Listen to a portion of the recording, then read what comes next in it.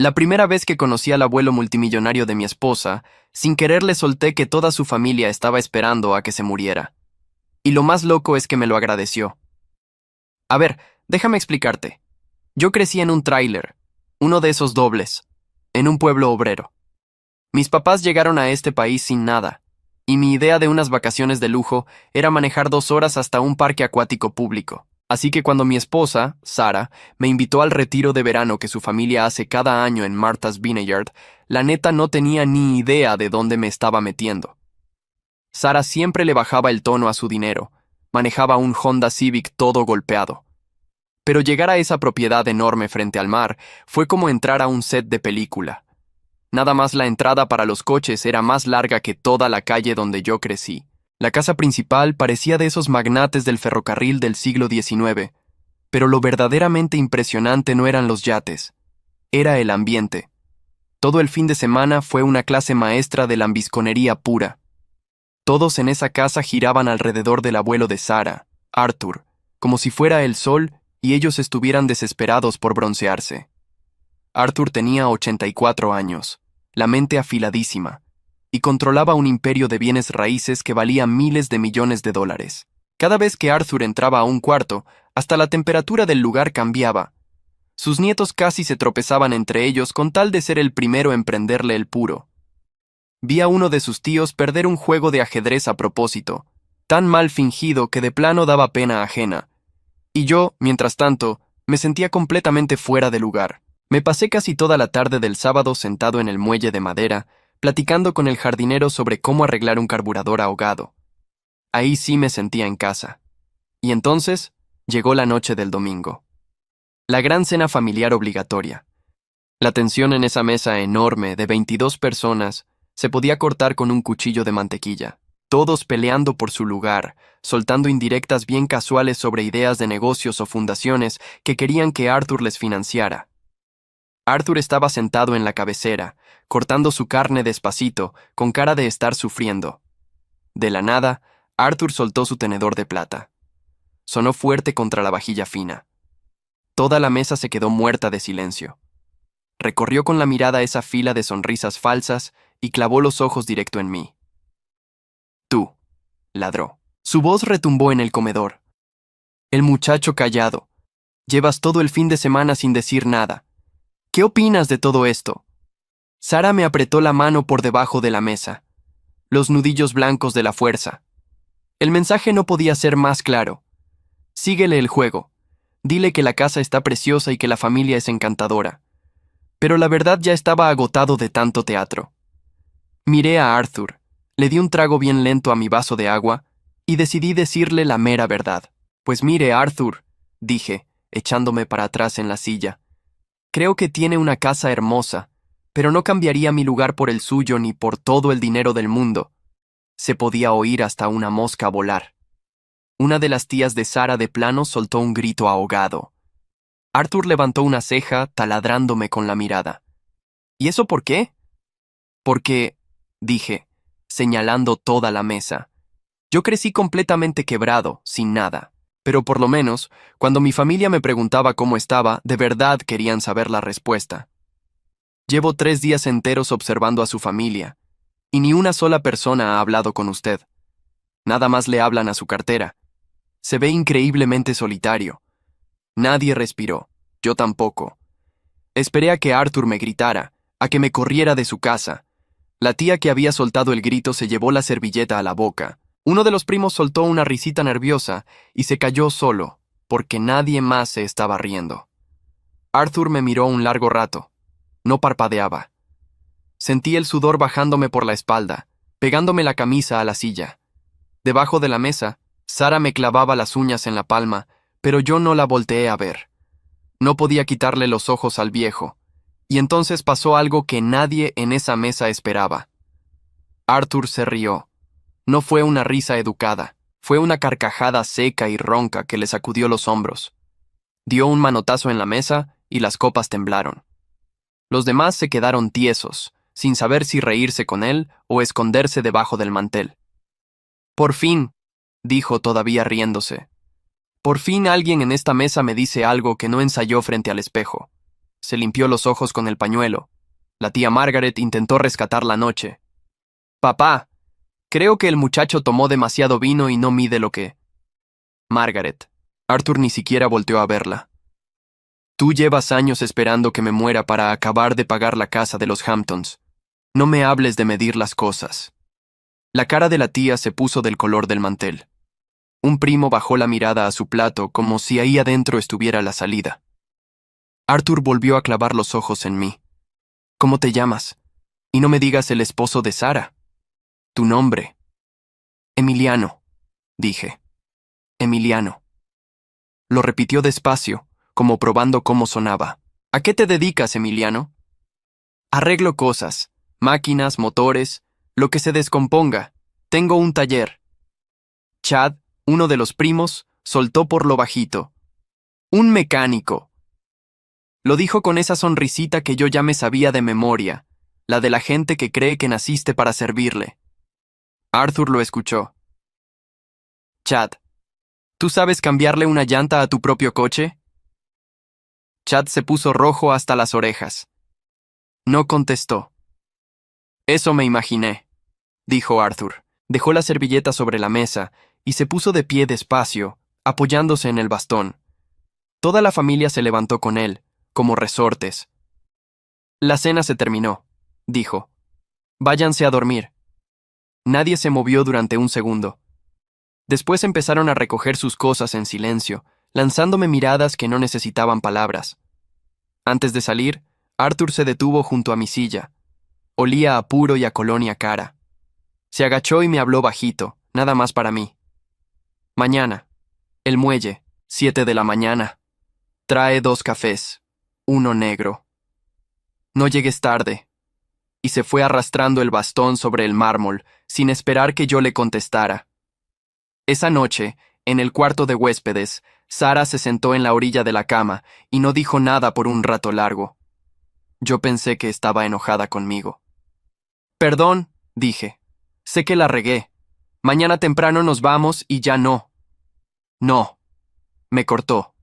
Tenía los ojos rojos, pero no era tristeza lo que había en ellos. Emiliano, en toda mi vida no había visto a nadie hablarle así a mi abuelo. A nadie. Ni siquiera a mi papá. ¿Y eso es bueno o es malo? Soltó una risa cansada y recargó la cabeza en mi hombro. No tengo la menor idea, pero mi familia te va a odiar el resto de tu vida. Tenía razón. Lo que todavía no sabía era hasta dónde. A las 7:05 yo ya estaba en el muelle con 2 vasos de café. El aire olía a sal y a madera mojada. Arthur ya andaba ahí, sentado en la misma banca donde el día anterior platiqué con el jardinero, mirando el agua gris. Le di el café negro. Le dio un trago y arrugó la cara. Está horrible. Es de la cocina de su casa. Yo no lo hice. Se rió otra vez, más suave esta vez. Habló sin voltearme a ver, con la mirada perdida en el agua. 40 años me llevó levantar todo esto. Empecé con un terreno y una deuda que no me dejaba dormir. Le dio otro trago al café horrible, y ahora vivo rodeado de gente que cuenta los días para repartirse los pedazos. Tú lo viste en 2 días. Ellos creen que yo no me doy cuenta. No dije nada. A veces lo mejor es dejar que la gente termine de hablar. Tengo una propuesta para ti, Emiliano. No quiero su dinero, dije, rápido. Me salió antes de pensarlo. Ya sé que no lo quieres. Por eso mismo te la voy a hacer. Por fin volteó a verme. Tenía los ojos azules y fríos, pero atrás de eso había otra cosa. Quiero que vengas un mes, que dejes tu taller a cargo de alguien de confianza y que me acompañes. Vas a ver cómo funciona todo esto por dentro. Las oficinas, los edificios, los números, la gente, todo. ¿Por qué yo, si ni me conoce? Justo por eso. Se acomodó en la banca. Conozco a mi familia de sobra. Lo que necesito son los ojos de alguien que no esté esperando nada de mí. Sentí un nudo en el estómago. No era miedo. Era otra cosa que todavía no supe cómo nombrar. Piénsalo, dijo, levantándose con ayuda del bastón. Pero piénsalo rápido. Yo no tengo tanto tiempo como ellos creen. Se fue caminando hacia la casa. Y yo me quedé ahí parado, con el café enfriándose en la mano, sintiendo que acababa de pisar un terreno del que no iba a poder regresar igual. Lo que no sabía, esa mañana en el muelle, era que decir que sí a ese café me iba a costar muchísimo más que un mes de mi vida. Le dije que sí esa misma tarde. Sara no me lo discutió. Nada más me miró un rato largo, apretó los labios y dijo, «Entonces ya no hay marcha atrás». Le hablé a Beto, mi mano derecha en el taller, y le dejé todo a su cargo. Le prometí que en un mes estaba de vuelta con las manos llenas de grasa, como siempre. Todavía no sabía que esa promesa se me iba a hacer chica. El lunes siguiente, entré por primera vez a las oficinas del Imperio de Arthur, en pleno centro de Boston. Una torre de vidrio de 40 pisos con el apellido de la familia grabado en la entrada, en letras de bronce del tamaño de mi cabeza. El piso de mármol brillaba tanto que veía mi reflejo caminando debajo de mí. Yo llegué con mis únicos zapatos formales, los que usé en mi boda, y aún así me sentí disfrazado. La recepcionista me miró de arriba abajo antes de decir nada. ¿Tiene cita? Vengo con el señor Arthur. Me llamo Emiliano. Levantó una ceja igualita a como la había levantado Arthur en el comedor, pero sin la gracia. Agarró el teléfono, dijo mi nombre en voz bajita, y del otro lado alguien debió confirmar, porque colgó y me señaló los elevadores con la punta del bolígrafo, sin mirarme otra vez. Arthur me esperaba en el piso 38. No estaba solo.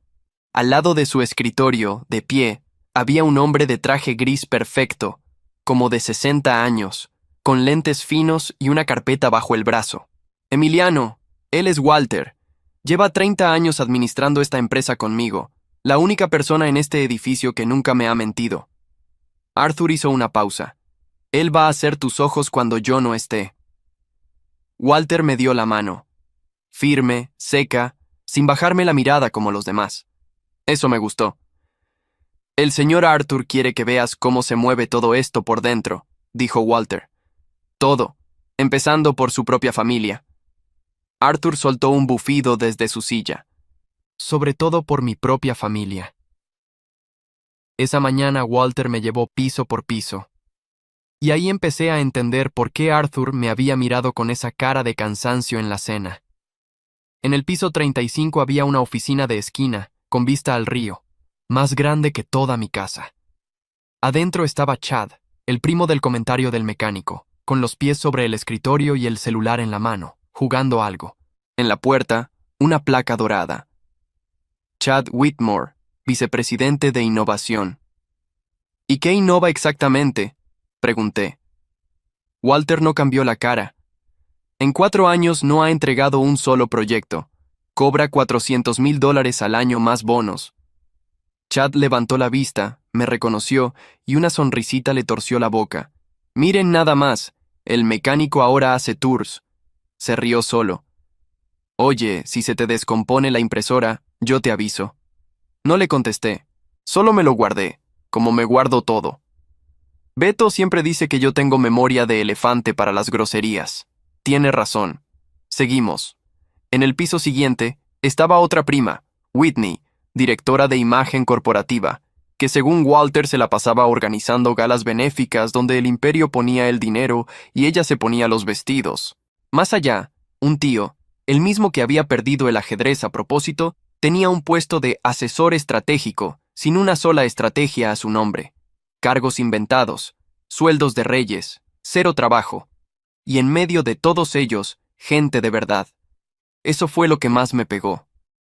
En los pisos de abajo, los que no tenían vista al río, había empleados de a de veras, contadores con los ojos rojos de tanto Excel, muchachas de servicio al cliente contestando llamadas sin parar, un señor de mantenimiento, moreno como yo, que empujaba un carrito de limpieza y al que nadie saludaba.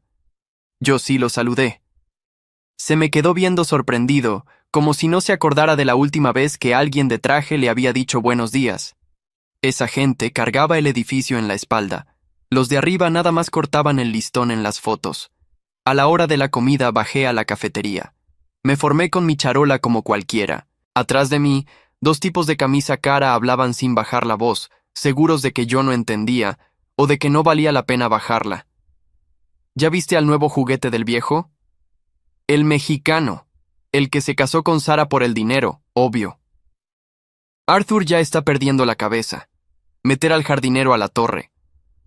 Apreté la charola tan fuerte que sentí el filo del plástico marcándome los dedos. No volteé. Pagué mi comida. Me senté solo junto a la ventana y comí despacio, oyéndolos reírse a mis espaldas. Podía voltearme y ponerlos en su lugar, pero aprendí hace mucho que en un cuarto lleno de gente que te desprecia, el silencio asusta más que los gritos.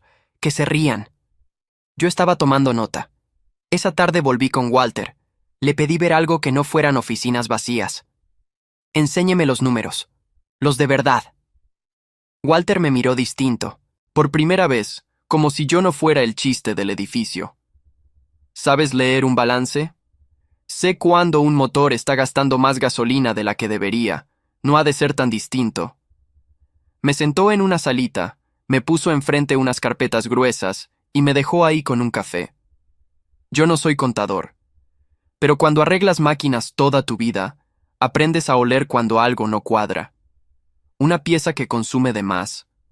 Un ruido que no debería estar ahí. Y ahí, en la columna de una propiedad que la empresa tenía en la costa, había un ruido. Los gastos de mantenimiento de ese lugar se habían triplicado en 2 años, sin ninguna razón anotada. La propiedad valía menos cada trimestre, pero se gastaba más y más en reparaciones que nadie explicaba. Como un carro al que le sigues echando dinero justo antes de venderlo por chatarra. Subrayé el número con el dedo y me quedé viéndolo un rato largo. Alguien estaba haciendo que ese lugar valiera cada vez menos. Y yo, que llevaba un solo día en esa torre, ya sabía oler para dónde iba ese motor. Esa noche no dormí. Me quedé en el cuarto de hotel que la empresa me había dado, con las carpetas regadas sobre la cama, siguiendo el ruido de ese motor como quien sigue una fuga de aceite hasta encontrar la grieta. No fui a la universidad.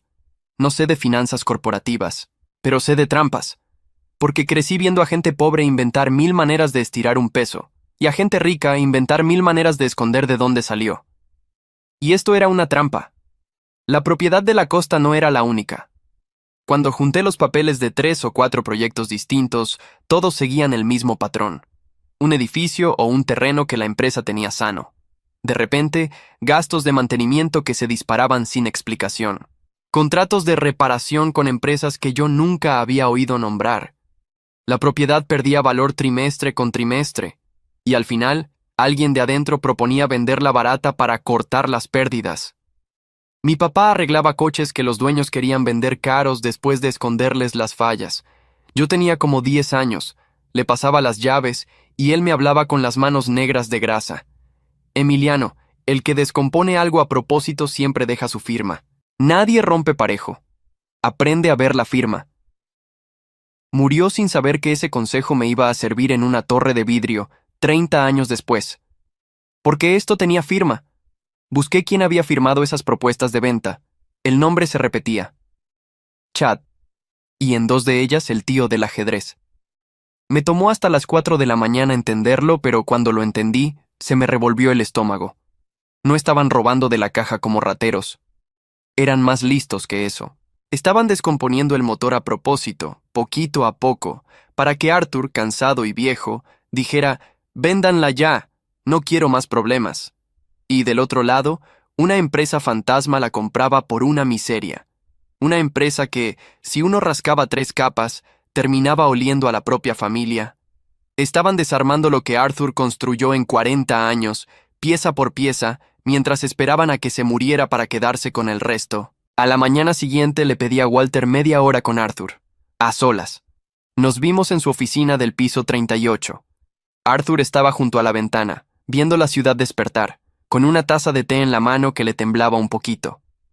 «Habla», dijo sin voltear. No llevé escándalo, no llevé acusaciones a gritos.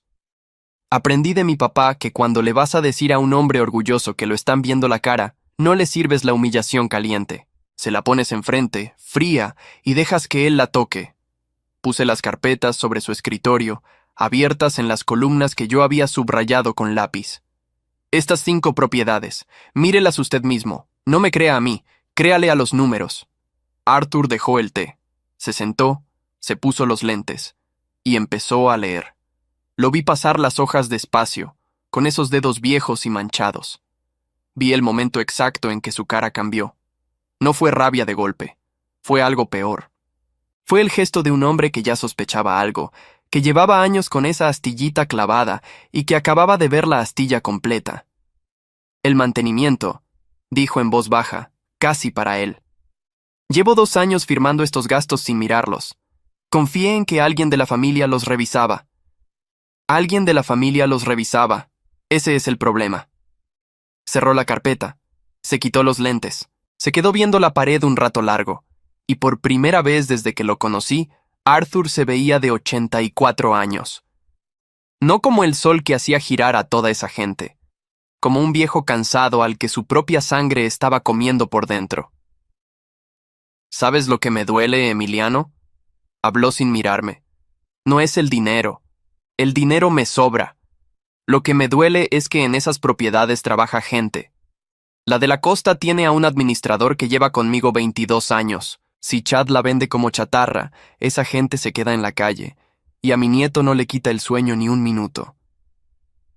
No dije nada. Me acordé del señor de mantenimiento del piso de abajo, el del carrito, el que se sorprendió de que le dijera buenos días. Gente así, gente que carga el edificio en la espalda y que estos iban a tirar a la calle para quedarse con un pedazo de terreno frente al mar. Se me cerró la garganta de puro coraje. Tú lo viste en una semana, siguió. Yo tardé 2 años. ¿Sabes por qué? Porque usted no quería verlo. Volteó a verme, y algo se le movió atrás de los ojos. Porque no quería verlo, repitió. Uno cría a esta gente, les da todo, y prefiere estar ciego antes que aceptar que le salieron así. Se levantó, caminó hasta la ventana otra vez. La mano ya no le temblaba. Necesito que hagas una cosa por mí antes de que yo haga la mía. Se volteó. No le digas a nadie que viste esto. A nadie, ni a Sara. Deja que sigan creyendo que eres el mecánico que anda perdido en los pasillos. Que sigan riéndose. La gente confiada comete errores, y yo necesito que cometan uno grande, con testigos. ¿Y luego? Arthur agarró su taza de té otra vez. La levantó despacio, como brindando con la ciudad. Y luego, muchacho, vas a ver de qué está hecho este viejo antes de que lo entierren. Salí de esa oficina con el pulso golpeándome en el cuello. Había llegado a esa torre siendo el chiste del edificio, y sin querer, en una semana, me había metido justo en medio de una guerra que la familia de Sara llevaba años peleando en secreto. Lo que no me imaginaba era que, para lastimarme a mí, iban a ir primero por ella. Fueron por Sara un jueves, mientras yo estaba metido en las carpetas y no podía protegerla. La citaron a comer en el club de la familia, ese al que yo nunca entraría sin que me pidieran la credencial 3 veces. Estaban su mamá, la tía Margaret y 2 de las primas. Sara me lo contó esa noche por teléfono, con la voz temblando, tratando de no llorar y sin lograrlo del todo. Emiliano, me dijeron cosas horribles de ti. ¿Qué te dijeron? Respiró hondo del otro lado. Que te estás aprovechando del abuelo, que le estás llenando la cabeza de mentiras contra la familia para quedarte con todo, que yo soy una tonta que no ve que me casé con un cazafortunas. Se le quebró la voz. Mi mamá me dijo en la cara que si no te controlo me van a sacar del testamento, que elija, la familia o tú. Cerré los ojos. Sentí la sangre subírseme a la cara, ese calor que conozco de cuando era niño, y alguien se metía con mi mamá en la escuela. ¿Y tú qué les dijiste? Que se fueran al diablo, soltó una risa aguada. Pero Emiliano, tengo miedo, no por el dinero, tengo miedo de lo que son capaces de hacerte. ¿Y la tía Margaret? Pidió la cuenta y pagó mi plato delante de todas, como si me estuviera haciendo una caridad, como si por estar casada contigo yo ya no pudiera ni pagar mi propia comida. Se le escapó un sollozo corto, de esos que uno traga rápido. Le di las gracias. No sé por qué le di las gracias, Emiliano. Me odié por darle las gracias. Le dije que se subiera al coche y se viniera a Boston conmigo esa misma noche. Y así lo hizo sin pensarlo 2 veces. Lo de la comida era apenas el aperitivo. El plato fuerte lo sirvieron 2 días después, en la junta trimestral de directores. Yo ni siquiera debía estar ahí. Walter me metió como observador, en una silla pegada a la pared, atrás de los que sí mandaban. Pero Chad me vio entrar, y le brillaron los ojos como a un gato que ve al ratón meterse solito a la cocina. Esperó a que Arthur estuviera distraído revisando un documento, y entonces, con esa voz de niño rico que sabe que nadie lo va a callar, habló para toda la mesa. Antes de seguir quisiera plantear algo. Con todo respeto, abuelo. Sonrió. ¿Desde cuándo el esposo de mi prima, un mecánico de un pueblo que ni sale en el mapa, tiene acceso a los estados financieros de esta empresa? Porque a mí me parece un problema de seguridad. No sabemos qué intenciones tiene. No sabemos ni de dónde salió. Todas las cabezas voltearon. Sentí 20 pares de ojos caerme encima. El calor de la cara se me convirtió en hielo en las manos. Digo, siguió Chad, disfrutándolo. Todos aquí llevamos el apellido. Hemos dado la vida por esta compañía. Y de repente aparece este señor, se gana la confianza de un hombre mayor y empieza a susurrarle cosas al oído. ¿A nadie más le preocupa? Yo solo protejo a mi abuelo. Alguien murmuró que tenía razón. El tío del ajedrez asintió despacio, muy serio, como si le doliera en el alma tener que darle la razón. Y ahí, sentado contra esa pared, con el traje de mi boda y los zapatos que me apretaban, me sentí exactamente como me había sentido toda la vida. El de afuera, el que no pertenece, el que por más que trabaje, siempre va a ser el jardinero, el mecánico, el mexicano que se coló a la mesa de los ricos. Me temblaban las manos. Pensé, en serio lo pensé, en pararme, dejar las carpetas sobre la mesa y largarme. Volver a mi taller, a mi grasa, a mi mundo, donde nadie me miraba como a un ladrón. Que se quedaran con su torre y sus mentiras. Yo no había pedido nada de esto. Empecé a levantarme de la silla. Siéntate, Emiliano. La voz de Arthur cayó sobre el salón como el tenedor de plata sobre la vajilla, aquella primera noche. Seca, cortante. Todos se congelaron. Arthur dejó el documento. Se quitó los lentes despacio y miró a Chad con una calma que daba más miedo que cualquier grito. Chad, ¿quieres saber desde cuándo este hombre tiene acceso a los números? Hizo una pausa. Desde que yo se lo di, porque en 40 años es la primera persona que se sienta frente a mí y no me pide nada, ni un puesto, ni un préstamo, ni que me muera rápido. El silencio se podía tocar. ¿Intenciones? Arthur soltó una risa sin gracia. Tú me hablas de intenciones. Tú que firmaste la venta de la propiedad de la costa por la tercera parte de lo que vale. Vi a Chad ponerse pálido. La sonrisita se le cayó de la cara como se cae un plato. Abuelo, eso fue una decisión de negocios, las pérdidas. Las pérdidas. Arthur asintió despacio. Sí, hablemos de las pérdidas, pero no hoy. Hoy la junta se acabó. Se levantó apoyándose en el bastón. Antes de salir, se detuvo a mi lado, puso su mano vieja sobre mi hombro, delante de todos, y apretó. Tú te quedas, me dijo bajito. No les des el gusto de irte. Ese es exactamente el favor que están esperando que les hagas. Salió del salón, y yo me quedé sentado, con la mano de Arthur todavía tibia sobre mi hombro, y 20 personas sin saber ya si reírse de mí o tenerme miedo. Esa noche, en el cuarto, Sara me abrazó por la espalda mientras yo veía la ciudad por la ventana. Casi me voy, le confesé. Hoy, en esa junta, casi los dejo ganar. Pero no lo hiciste. No. Le apreté la mano contra mi pecho. Y ahora ya no me voy ni aunque me corran. Le agarré cariño a esto, Sara. No al dinero, a no dejar que ganen. Lo que ninguno de los dos sabía era que, 3 días después, Arthur se iba a desplomar en su oficina. Y que todo iba a cambiar de golpe. Walter me llamó a las 10 de la mañana. No necesitó decir mucho. Por el tono supe que algo se había roto. Arthur se desplomó en su oficina. Ya va en la ambulancia, vente al hospital. Manejé como loco por Boston con el corazón golpeándome hasta en los dientes. En la sala de espera ya estaban ellos. Chad, la tía Margaret, el tío del ajedrez, 2 primas. Nadie lloraba. Esa fue la primera cosa que noté, y se me revolvió el estómago. Estaban parados en bolita, hablando bajito, tensos, pero no con dolor, con cálculo. Ya estaban repartiéndolo en la cabeza. Cuando me vieron entrar, la tía Margaret me cerró el paso. ¿Tú qué haces aquí? Esto es asunto de familia. Sara es familia y viene atrás de mí. Me hice a un lado y me senté lejos de ellos, junto a Walter, que tenía la corbata floja y los ojos rojos. Él sí quería a Arthur. Se notaba. Fue un infarto. Leve, dijeron los doctores, pero un aviso serio. A un hombre de 84 años, el corazón no le avisa 2 veces por cortesía. Necesitaba reposo, nada de estrés y alejarse del día a día de la empresa. En otras palabras, se le acababa el tiempo, y él lo sabía mejor que nadie. Al día siguiente me dejó pasar a su cuarto, solo a mí. Se veía chiquito en esa cama, conectado a cables, con la piel del color de la ceniza, pero los ojos seguían siendo los mismos, filosos, despiertos. No pongas esa cara, me dijo con voz rasposa. No me pienso morir todavía, tengo cosas que arreglar antes. Debería descansar, Arthur. Voy a descansar 40 años, muchacho. Después, ahorita no.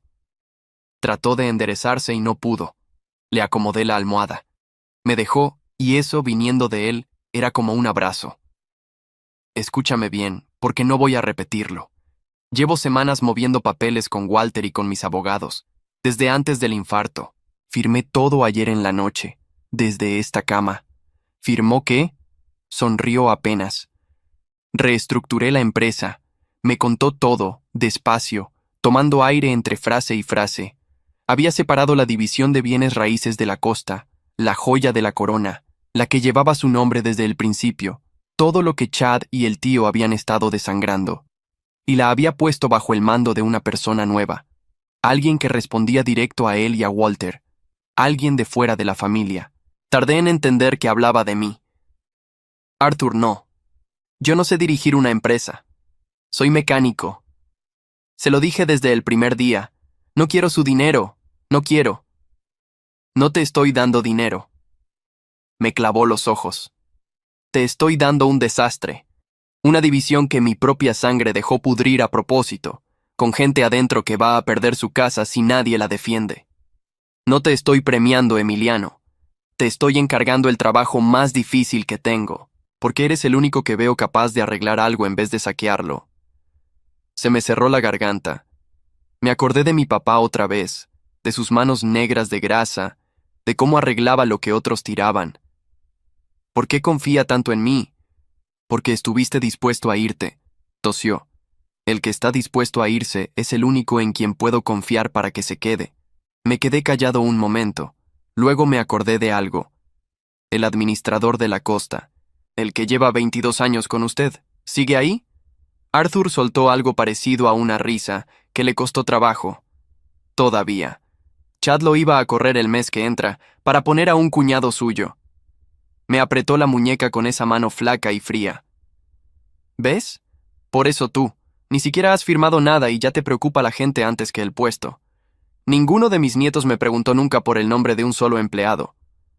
Firmé los papeles que Walter me trajo esa tarde. Me temblaba la mano, pero firmé. Esa noche le conté todo a Sara. Se quedó sentada en la orilla de la cama, callada, igual que aquella primera noche en Martha's Vineyard. Pero esta vez no me dijo que su familia me iba a odiar. Me tomó la cara con las 2 manos. Mi abuelo vio en ti lo mismo que vi yo el día que me casé contigo, me dijo. No los dejes ganar, Emiliano. Nunca la había querido tanto como en ese momento. La noticia les cayó a la familia como agua helada al día siguiente, cuando Walter la leyó en voz alta en la sala de juntas. Yo estaba ahí, esta vez no contra la pared, sentado a la mesa. Vi el momento exacto en que Chad entendió lo que significaba. Se puso de pie de un salto. La silla rodó para atrás. Esto es una locura. El viejo está enfermo, no está en sus cabales. Le lavaron el cerebro. Walter ni se inmutó. El señor Arthur fue evaluado por 2 médicos ayer. Ambos certificaron que está en pleno uso de sus facultades. Los documentos son válidos y ya están registrados.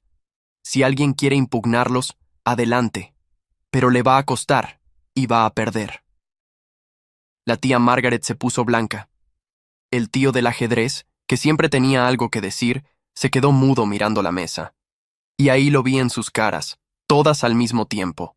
El pánico. Llevaban años apostándole a una sola carta: que Arthur se muriera pronto y les dejara todo caer en las manos sin que tuvieran que mover un dedo.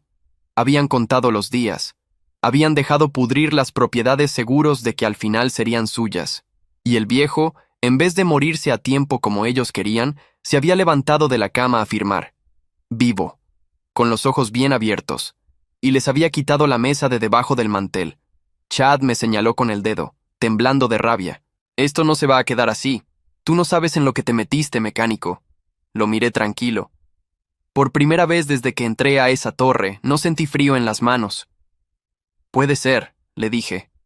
Pero yo sí sé arreglar lo que ustedes descompusieron, y eso es más de lo que tú puedes decir. Salí de esa sala sabiendo que la guerra apenas empezaba de verdad.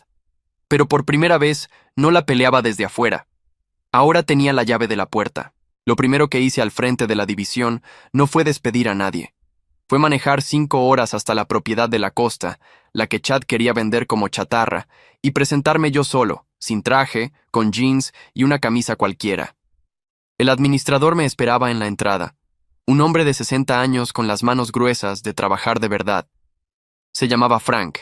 Llevaba 22 años cuidando ese lugar y tenía la cara del que ya sabe que lo van a correr y solo espera la fecha. Vengo a ver qué se descompuso, le dije. Y no hablo de las cuentas, hablo del lugar. Enséñemelo todo, como si yo fuera el que va a arreglarlo con mis propias manos, porque eso es justo lo que voy a hacer. Frank me miró raro. Después, por primera vez en mucho tiempo, se le soltaron los hombros. Caminamos el terreno completo. Me enseñó las goteras que llevaban 2 años sin arreglar porque no valía la pena invertir en algo que iban a vender. Los aires acondicionados que Chad mandó desconectar para inflar los costos de otra cosa. El muelle podrido. Y a la gente. 12 familias que vivían de ese lugar, que ya habían empezado a buscar otro trabajo porque el rumor de la venta corría desde hacía meses. Esa noche junté a todos en el comedor de servicio y les dije la verdad, sin adornos. No se vende nada, nadie se va a la calle. Vamos a arreglar este lugar pieza por pieza, y lo vamos a hacer entre todos. Yo sé de motores y de goteras más que de finanzas, así que no esperen a un patrón de escritorio. Voy a estar aquí, con las manos sucias, igual que ustedes. Hubo un silencio. Luego una señora de la cocina se echó a llorar, y me di cuenta de que llevaba meses aguantándose el miedo de perder su casa. Me tomó 8 meses. 8 meses de ir y venir, de contratar en vez de despedir, de negociar con proveedores locales en vez de con empresas fantasma. La propiedad de la costa volvió a dar ganancias antes de fin de año. No porque yo fuera un genio de los negocios, porque dejé de dejarla morir a propósito. Un día se descompuso la bomba que le daba agua a las 12 casas del personal. El proveedor caro pedía 3 días para mandar a un técnico. Me arremangué. Conseguí herramienta prestada y la destapé yo mismo, tirado en el piso, con Frank pasándome las llaves igual que yo se las pasaba a mi papá de niño. La arreglamos en 2 horas. Esa noche, cuando volvió el agua a las regaderas, alguien se puso a aplaudir en el patio. No a mí, al agua. Y ahí, en el piso, todo mojado y lleno de grasa, me sentí más en mi lugar que en cualquier piso de esa torre de vidrio. Me acordé también del señor del carrito de limpieza de la torre, el que se sorprendió de que le dijera buenos días. Se llamaba Don Refugio. Lo busqué y le pregunté qué más sabía hacer. Resultó que había sido electricista en su país antes de emigrar, y en 20 años nadie se lo había preguntado. Hoy es el jefe de mantenimiento de la costa. Gana el triple. Y ahora saluda a él primero. A los parásitos no los saqué a gritos. No hubo escándalo, ni una sola escena. Los saqué con decisiones, una por una, tan tranquilas como apretar una tuerca. El puesto de Chad, vicepresidente de innovación, que costaba $400,000 al año por no hacer nada, simplemente dejó de existir en la nueva estructura. No lo despedí. Eliminé el puesto. La ley no protege un trabajo que nunca fue un trabajo. Le ofrecí, eso sí, un lugar de verdad. Empezar desde abajo, con sueldo de verdad, haciendo algo de verdad. Duró 6 días. Al 7º no volvió. Nunca supo trabajar y no iba a aprender a los 35. El tío del ajedrez, el de la asesoría estratégica, intentó impugnar la reestructuración con abogados. Perdió, igual que perdía el ajedrez cuando fingía con Arthur. Solo que esta vez no fingía. Los documentos que Arthur firmó desde la cama del hospital estaban blindados. Cada intento de pelearlos les salía de su propia herencia, hasta que dejaron de intentar. La tía Margaret dejó de aparecer en las oficinas. La casa de los Hamptons, por la que llevaba años esperando que Arthur se muriera, tuvo que venderla ella misma para pagar sus deudas. Nadie la corrió.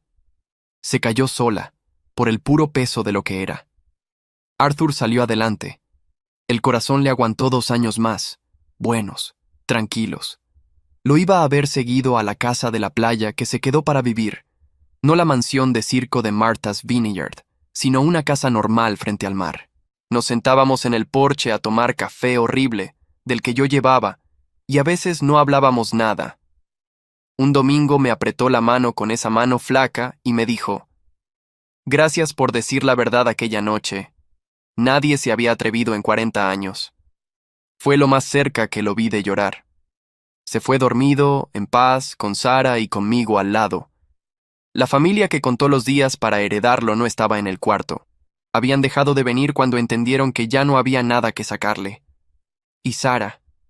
Sara dejó de pedir permiso para existir dentro de su propia familia. La tía Margaret le habló un día, meses después, con la voz dulzona de siempre, a ver si arreglaban las cosas. Sara la escuchó tranquila y le dijo: «Tú pagaste mi plato como una caridad. Ahora yo pago los míos y no le doy las gracias a nadie». Y colgó. Hoy sigo teniendo mi taller. No lo cerré. No lo pienso cerrar. Es lo que soy. Pero ya no manejo la troca vieja que arreglaba con el jardinero en aquel muelle. Manejo lo que quiero, cuando quiero, por la misma carretera donde una vez me sentí un disfraz con zapatos apretados. No lo hago para que nadie me vea. Lo hago porque aprendí que el lugar en la mesa no se mendiga ni se hereda. Se gana. Y el que se sienta sin haberlo ganado, tarde o temprano, se queda solo con el mantel.